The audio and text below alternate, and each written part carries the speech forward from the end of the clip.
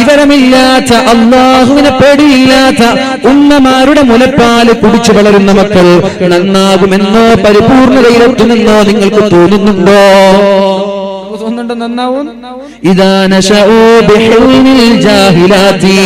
അല്ലാഹുവിനെ കുറിച്ചും ദീനിനെ കുറിച്ചും പഠിക്കാത്ത ഉമ്മമാര് അവരുടെ മടിത്തട്ടിൽ വളരുന്ന മക്കൾ നന്നാവുമെന്ന പ്രതീക്ഷ വേണ്ട. അവര് നന്നാവൂല. അവരെ നന്നാവുക എന്ന് പറഞ്ഞാൽ അത്ഭുതം സൃഷ്ടിക്കേണ്ടി വരും. അതുകൊണ്ട് ഉമ്മമാരെ, നാളെ ആഖിറത്തിൽ അല്ലാഹുവിന്റെ സ്വർഗീയ ലോകത്ത് മാതാപിതാക്കൾ പ്രവേശിപ്പിച്ചു കഴിഞ്ഞു. സ്വർഗത്തിലേക്ക് പോവേണ്ട മാതാപിതാക്കൾ. എന്നാൽ ഇവിടെ തോന്നിവാസം ചെയ്ത് ജീവിച്ച മക്കള് നരകത്തിലേക്ക് പോകുമ്പോഴാണ് അല്ലാഹുവിനോട് പറയുന്നത്, അല്ലാഹുവേ, എവിടെയാണ് എന്റെ ഉപ്പ, എവിടെയാണ് എന്റെ ഉമ്മ? സ്വർഗത്തിലാണ്. അവര് സ്വർഗത്തിലോ? ഞാൻ വഴിപിഴക്കാൻ കാരണക്കാരായ, ഞാൻ മോശമാവാൻ കാരണക്കാരായ എന്റെ ഉമ്മയെയും എന്റെ ഉപ്പയെയും കാണിച്ചു താ. ലാ അദ്ഖുലുൽ ജന്ന ഹത്താ യദ്ഖുല അബീ മിൻ ഖബ്ലി. എന്റെ ഉപ്പ നരകത്തിൽ കിടക്കാതെ, എന്റെ ഉമ്മ എന്നെക്കാളും മുന്നിൽ നരകത്തിൽ കിടക്കാതെ ഞാൻ നരകത്തിലേക്ക് പോകൂല എന്ന് ഇവിടെ തെറ്റ് ചെയ്ത മക്കൾ നാളെ വാശി പിടിക്കുമെന്ന് പരിശുദ്ധ റസൂലുള്ളാഹ്. കേട്ടോ ഉമ്മമാരെ, കേൾക്കണം ഈ വിഷയം. നിങ്ങളിവിടെ നന്മ ചെയ്ത് തഹജ്ജുദ് നിസ്കരിച്ച് തസ്ബീഹ് ചൊല്ലി ഖുർആൻ ഓതി ജീവിച്ച നിങ്ങള്, നാളെ സ്വർഗത്തിലേക്ക് പോവേണ്ട നിങ്ങള് ഇവിടെ കളിയും ആഭാസങ്ങളും കോപ്രാട്ടിത്തരങ്ങളും കാണിച്ചു നടന്ന മക്കള്, അവര് നാളെ നരകത്തിലേക്ക് പോകുമ്പോ അല്ലാഹുവിനോട് ചോദിക്കുന്ന ചോദ്യം, അല്ലാഹുവേ, എവിടെയാണ് എന്റെ ഉപ്പ, എവിടെയാണ് എന്റെ ഉമ്മ? അവര് സ്വർഗത്തിലാണ്. ലാ അദ്ഖുലുൻ നാറ ഹത്താ യദ്ഖുല അബീ മിൻ ഖബ്ലി.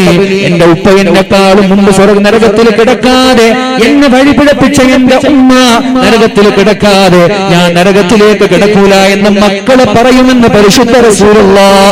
സ്വർഗത്തിലേക്ക് പോവേണ്ട ഉപ്പമാരെ കൊണ്ടുവന്നിട്ട് മക്കളെ പഠിപ്പിക്കേണ്ടതുപോലെ പഠിപ്പിച്ചിട്ടുണ്ടോ? സംസ്കാരം പഠിപ്പിച്ചിട്ടുണ്ടോ? അവർക്ക് നന്മ പറഞ്ഞു കൊടുത്തിട്ടുണ്ടോ? അല്ലാഹുവിന്റെ ദീൻ പറഞ്ഞു കൊടുത്തിട്ടുണ്ടോ എന്ന് അല്ലാഹു നോക്കിയ ശേഷം പിഴവ് വന്നിട്ടുണ്ടെങ്കിലേ, പോരായ്മ വന്നിട്ടുണ്ടെങ്കിലേ അല്ലാഹു നരകത്തിലേക്ക് വലിച്ചെറിയുമെന്ന് പരിശുദ്ധ റസൂൽ സല്ലല്ലാഹു അലൈഹി വസല്ലം. വളരെ ഗൗരവമുള്ള വിഷയമാണിത്. അതുകൊണ്ട് നമ്മൾ മാത്രം നന്നായാൽ മതിയോ? പോരാ, മക്കളെ നന്നാക്കണം. പ്രായപൂർത്തിയെത്തുന്നത് വരെ അവർക്ക് നന്മയും സംസ്കാരവും പഠിപ്പിച്ചു കൊടുക്കേണ്ടത് നമ്മുടെ ബാധ്യതയാണ്. പ്രായപൂർത്തി കഴിഞ്ഞാൽ പിന്നെ മക്കളുടെ കാര്യം നിങ്ങൾ പറയാം, അത്രയേ ഉള്ളൂ. അവർ തെറ്റ് ചെയ്താൽ നിങ്ങൾ ഉത്തരവാദിയല്ല. പ്രായപൂർത്തിയെത്തുന്നത് വരെ സംസ്കാരം പഠിപ്പിക്കേണ്ടത്, അതവ് പഠിപ്പിക്കേണ്ടത് നിങ്ങളുടെ ബാധ്യതയാണ്.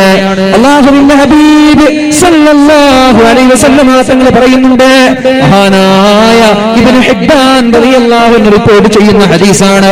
അല്ലാഹുവിന്റെ ഹബീബ് പറയാണ്, 4 മണിക്കൂറുകൾ നമ്മൾ കണ്ടെത്തേണ്ടതുണ്ട്. 4 മണിക്കൂറുകൾ നമ്മുടെ സമയത്തിൽ നമ്മൾ കണ്ടെത്തണം. ഒരു ദിവസത്തിൽ 4 കാര്യത്തിന് വേണ്ടിയിട്ട് നമ്മൾ സമയം ചെലവഴിക്കാൻ പറ്റൂ. അപ്പൊ നിങ്ങൾ ഈ രാത്രി കാണുന്ന ഫുട്ബോളോ അതിനുള്ള സമയം ഇതിലുണ്ടോ?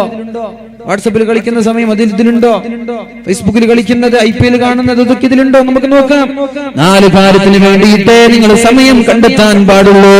അല്ലാഹുവിന്റെ ഹബീബ് നമ്മോട് പറയുന്നുണ്ട്, 1 സഅത്തുൻ യുനാജി ഫീഹാ റബ്ബ. ഒന്നാമത്തേത്, അല്ലാഹുമായിട്ട് ബന്ധം വെക്കാൻ നിങ്ങൾ സമയം കണ്ടെത്തണം. അല്ലാഹുമായിട്ട് ബന്ധം വെക്കാൻ നിങ്ങൾ സമയം കണ്ടെത്തണം. എങ്ങനെയാണ് അല്ലാഹുമായിട്ട് ബന്ധം വെക്കുന്നത്? ഖുർആൻ ഓതുന്നത്, ദുആ ചെയ്യുന്നത്, നിസ്കരിക്കുന്നത്, അതുപോലെ ദിക്ർ ചൊല്ലുന്നത്, അല്ലാഹുവിനോട് പ്രാർത്ഥിക്കുന്നത്, ഖുർആൻ ഓതുന്നത്, ഇങ്ങനെയുള്ള വിഷയങ്ങൾക്ക് വേണ്ടി നിങ്ങൾ സമയം കണ്ടെത്തണമെന്ന് പരിശുദ്ധ റസൂലുള്ളാഹ്. സഅത്തുൻ യുനാജി ഫീഹാ റബ്ബഹു. അല്ലാഹുമായിട്ട് അഭിമുഖം നടത്താനുള്ള സമയം കണ്ടെത്തണം. വസഅത്തുൻ യുഹാസിബു ഫീഹാ നഫ്സഹു. സ്വന്തം ശരീരത്തെ വിചാരണ നടത്താൻ ഒരു സമയം കണ്ടെത്തണം. സ്വന്തം ശരീരത്തെ വിചാരണ നടത്താൻ ഒരു സമയം കണ്ടെത്തണം. ഞാൻ തെറ്റ് ചെയ്തിട്ടുണ്ടോ? എന്റെ ഭാഗത്ത് തെറ്റ് വന്നിട്ടുണ്ടോ? എന്തൊക്കെയാണ് രാവിലെ മുതൽ വൈകുന്നേരം വരെ ഞാൻ കാട്ടിക്കൂട്ടിയത്? നന്മയാണോ കൂടുതൽ, തിന്മയാണോ കൂടുതൽ? ഇതിനു വേണ്ടിയിട്ടും നമ്മൾ സമയം കണ്ടെത്തണം. വസാഅത്തുൻ യുഫക്കിറു ഫീഹാ സുന്നഅല്ലാഹ്. അള്ളാഹുവിന്റെ സൃഷ്ടിപ്പിനെ കുറിച്ച് ആലോചിക്കാനുള്ള സമയം കണ്ടെത്തണം. രാത്രിയാകുന്നുണ്ട്, പകലാകുന്നുണ്ട്, ആകാശങ്ങളുണ്ട്, ഭൂമിയുണ്ട്. ആരാണ് ഈ ആകാശങ്ങൾ സൃഷ്ടിച്ചത്?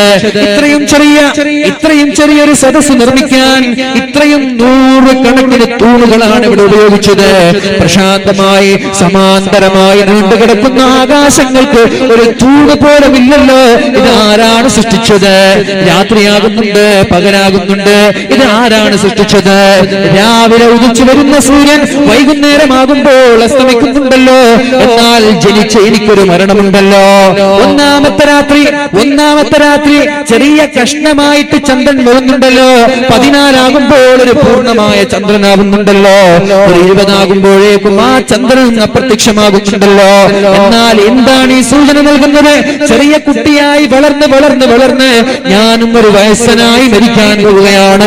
ഇങ്ങനെ അല്ലാഹുവിന്റെ സൃഷ്ടിപ്പിനെ കുറിച്ച് ആലോചിക്കാൻ സമയം കണ്ടെത്തണമെന്ന് പരിശുദ്ധ റസൂലുള്ളാഹ്.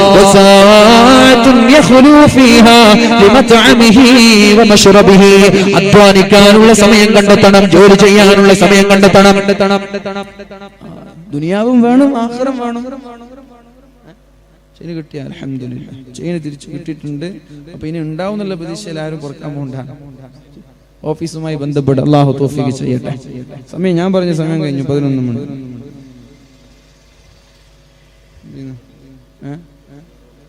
പെണ്ണുങ്ങളൊക്കെ നിങ്ങൾക്ക് അഭിപ്രായമില്ലേ? നേരത്തെ തുടങ്ങണമെന്നുള്ള അഭിപ്രായം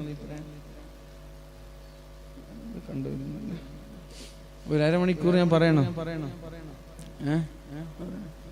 നിങ്ങൾ ഇരിക്കുവോ? ഇത്രയും തന്നെ വലിയ ഭാഗ്യം. ഒരു അരമണിക്കൂർ കൂടി അല്ലാഹു ബഹുമാനപ്പെട്ട കബീർ വൈസി ഉസ്താദിന്റെ കൂടെ. അതെ, എനിക്ക് നാളെ ഖുതുബ ഉണ്ട്. രാവിലെ ചെറുവത്തൂരാന്ന് നാട്ടിൽ പോയിട്ട് രാവിലെ ഖുതുബക്കൊക്കെ വരാനുള്ളതാണ്. ഒരു അരമണിക്കൂർ ഞാൻ പറയാം. ഞാൻ വിഷയമൊന്നും പൂർത്തിയായിട്ടില്ല, തുടങ്ങിയ വിഷയത്തിലേക്ക് എത്തിയിട്ടില്ല. അതൊക്കെയാണ് പ്രശ്നങ്ങൾ. തുടങ്ങിയ അരമണിക്കൂർ കൂടി ഞാൻ വേഗം പറയാം. സ്പീഡ് പോകുന്നത് അതുകൊണ്ടാണ് ഞാൻ ആമുഖം പറയാത്തത്. ഒക്കെ ചുരുക്കിയിട്ട് അതൊക്കെ പറയുന്നതിന് ഈ സമയം മാക്സിമം വാതിന് തന്നെ ഉപയോഗിക്കാന്ന് വിചാരിച്ചിട്ടാണ്. അതുകൊണ്ട് ഏതായാലും അരമണിക്കൂർ കൂടി. അപ്പൊ എന്റെ ഉമ്മമാരോട് എനിക്ക് 4 കാര്യത്തിന് സമയം കണ്ടെത്തണം എന്നാണ്. 4 കാര്യത്തിൽ ഒന്ന് അള്ളാഹുമായിട്ടുള്ള അഭിമുഖം. അതൊക്കെ ഈ ഖുർആൻ ഓതുന്നതും ദിക്ർ ചൊല്ലുന്നതൊക്കെ അതിൽപ്പെടുകയാണ്. രണ്ടാമത്തെ കാര്യം, നിന്റെ ശരീരത്തെ ഒന്ന് വിചാരണ നടത്താൻ. രാത്തുറങ്ങുമ്പോൾ ഒരു വിചാരണ. 3 അള്ളാഹുവിന്റെ സൃഷ്ടിപ്പിനെ കുറിച്ച് ആലോചിക്കാൻ.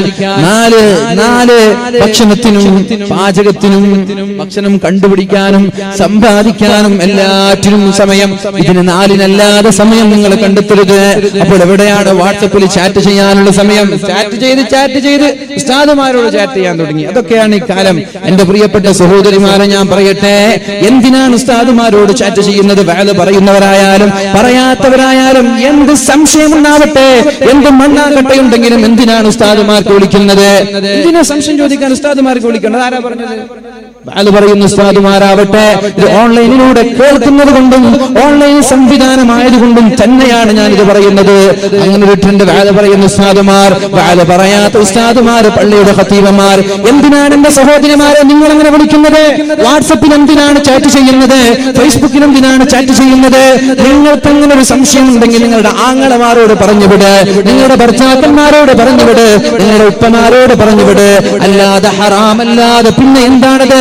നമ്മളിങ്ങനെ വേല പറയാ പിന്നെ നീ ചാറ്റ് ചെയ്യരുത്, ചെറുപ്പക്കാരെ അഭിഹിത ബന്ധം വെക്കരുത്, എന്നിട്ട് നമ്മൾ തന്നെ സംസാരിക്കാൻ നിന്നാലോ? അതുകൊണ്ട് എന്റെ സഹോദരിമാരോട് വളരെ കർശനമായി ഞാൻ പറയാണ്, അള്ളാഹുവിന്റെ ശാപമുണ്ടാകുന്ന, അള്ളാഹു ശിക്ഷ തരുന്ന വിഷയങ്ങളാണിത്. ഉസ്താദുമാരോട് സംസാരിക്കൽ അനുവദനീയമല്ല. ആരാണ് പറഞ്ഞത്? ഫേസ്ബുക്കിലുള്ള മെസ്സഞ്ചറിലൂടെ, വാട്സപ്പിലുള്ള ചാറ്റിംഗ്, ഒരു ചാറ്റിംഗും ഒരു സലാം പറയലും അനുവദനീയമല്ല. നിങ്ങൾ സംശയം ചോദിക്കാനും വിളിക്കും വേണ്ട, ഒരാളുമായി ബന്ധം വെക്കരുത്. എന്റെ പ്രിയപ്പെട്ട സഹോദരിമാരെ, നിങ്ങൾക്ക് സംശയമുണ്ടെങ്കിൽ നിങ്ങളുടെ നിങ്ങളുടെ ഉപ്പയോട്, നിങ്ങളുടെ ഭർത്താവിനോട്, നിങ്ങളുടെ ആങ്ങളമാരോട്, നിങ്ങളുടെ മക്കളോട് നിങ്ങൾ സംശയം ചോദിച്ച് എഴുതി വിടുക.